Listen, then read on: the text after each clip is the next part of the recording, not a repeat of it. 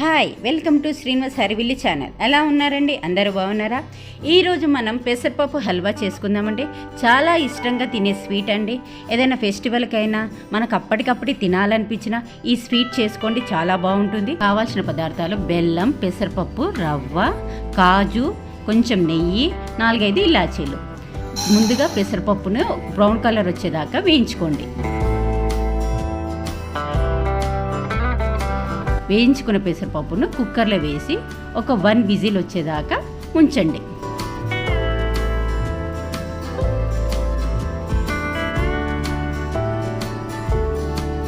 ఇప్పుడు చూడండి, ఇట్లా మొత్తం ఉడకొద్దండి, లైట్గా ఉడికితే సరిపోతుంది. ఇప్పుడు బెల్లాన్ని మనం కరిగించుకోవాలి. కొంచెం 2 కప్పుల బెల్లానికి కొంచెం వాటర్ పోసి బెల్లం కరిగేదాకా ఉంచండి. ఇది బెల్లంతోటైనా చేసుకోవచ్చు, చక్కెరతోటైనా చేసుకోవచ్చు అండి, అది మీ ఇష్టం. ఇప్పుడు ప్యాన్ పెట్టుకొని బొంబాయి రవ్వ బ్రౌన్ కలర్ వచ్చేదాకా వేయించుకోండి. 1 కప్పు పెసరపప్పుకి 1/2 కప్పు బొంబాయి రవ్వ సరిపోతుందండి. కొంచెం నెయ్యి వేసి కొంచెం బ్రౌన్ కలర్ వచ్చేదాకా వేయించుకుందాం. ఇప్పుడు అది బ్రౌన్ కలర్ అయిపోయినాక మొత్తం నెయ్యి పోసేయండి అలా.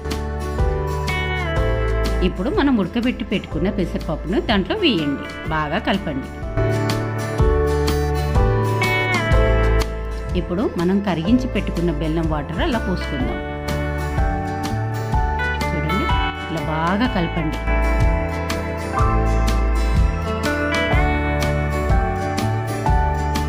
సిమ్లో పెట్టి ఉడికించండి, చాలా టేస్టీగా వస్తుంది. 15 మినిట్స్ ఇలానే ఉడికించండి.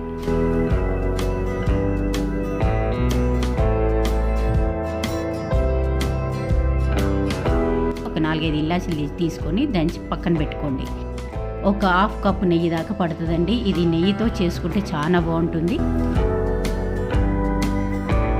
ఇప్పుడు మనం దంచి పెట్టుకునే ఇలాచీ పౌడర్ కూడా వేసుకొని బాగా కలుపుకుందాం.